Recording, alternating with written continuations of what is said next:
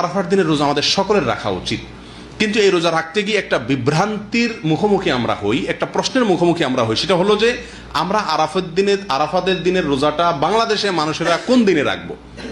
আমরা কি 9 তারিখে রাখবো নাকি 8 তারিখে রাখবো? কারণ হাজী সাহেবরা আরাফাতে যেদিন অবস্থান করেন সেদিন আমাদের দেশে 8 তারিখ হয়, চাঁদের কি থাকে 8 তারিখ থাকে।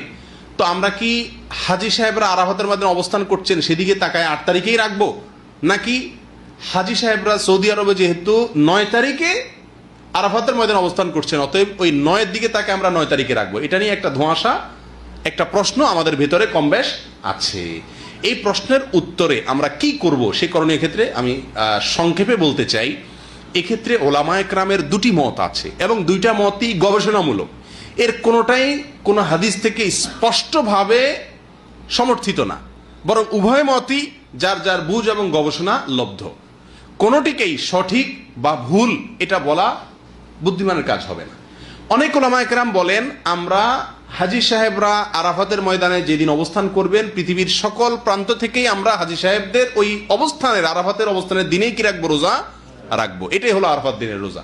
যদি সেদিন কোনো দেশে ঈদ না হয় তাহলে আমরা রাখবো, সেটা আমার দেশে 8 তারিখ হোক 7 তারিখ হোক দেখার দরকার নেই। এটা হলো অনেক ওলামায়ে কেরামের মত। অনেক ওলামায়ে কেরাম বলেন না, আমরা 9 তারিখে রোজা রাখবো আমাদের দেশে, সেটা হাজী সাহেবদের আরাফাতে অবস্থানের পরের দিন হয়, অর্থাৎ এদেশে সৌদি আরবে ঈদের দিন হয়, ওই দিন আমাদের দেশে 9 তারিখ, আমরা 9 তারিখে রাখবো। কেন? কারণ নবী করিম সাল্লাল্লাহু আলাইহি ওয়াসাল্লাম যে আরাফাতের দিনে রোজা রাখতে বলেছেন, আসলে 9 তারিখকে, জিলহজের 9 তারিখকে আরাফাতের দিন বলা হয়। এখানে তারিখটা হলো উদ্দেশ্য, আরাফাতের দিন এটা হলো শুধুমাত্র নাম। জিলহজের 10 তারিখে ইয়মুন নাহর বলা হয়, জিলহজের 9 তারিখে ইয়মে আরাফা বলা হয়, জিলহজের 8 তারিখে ইয়মুত তারবিয়া বলে। এগুলো হলো এই দিনগুলোর এক একটা নাম। যেহেতু নবী সাল্লাল্লাহু আলাইহি ওয়াসাল্লাম আরাফার দিন রোজা রাখতে বলছেন, অতএব 9 তারিখে রাখবেন, এরকম একটা মত ওলামায়ে কেরাম বলেন। এখন আমরা কোন দিকে যাব? 8 তারিখে রাখবো নাকি 9 তারিখে রাখবো? আমি বলি, যেহেতু কোনো মতের পক্ষেই সুস্পষ্ট কোনো হাদিস নাই, অতএব আমাদের জন্য সবচেয়ে যুক্তিসঙ্গত হলো দোনো দিন রাখা, 8 তারিখে এবং 9 তারিখে রাখা। কারণ জিলহজের 1 থেকে 9 তারিখ পর্যন্ত এর প্রত্যেকটা দিনই আমাদের কম বেশ রোজা রাখার চেষ্টা করা উচিত। নবী সাল্লাল্লাহু আলাইহি ওয়াসাল্লাম বলেছেন, মা মিন আইয়ামিন আল আমালুস সালিহু ফীহিন্না আহাব ইলাল্লাহ মিন হাযিহিল আইয়াম। জিলহজের 10 দিনের চাইতে অন্য কোন দিনে আমল আল্লাহ তাআলার কাছে বেশি প্রিয় না।